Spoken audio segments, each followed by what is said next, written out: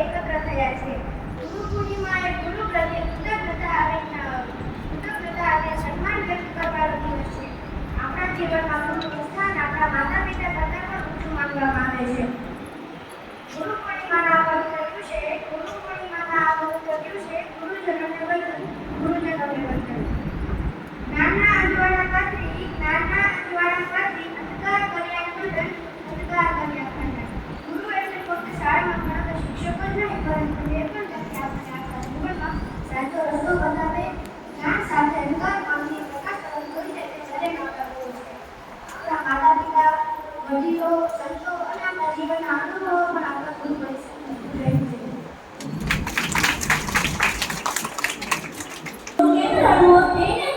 દરેક ખોડિયાને વધુ મીઠો કેમ બનાવવો તેની કેળવણી આપવાનું કામ ગુરુનું છે. તો હવે પછી શ્રેયસ સ્પીચ રજૂ કરશે.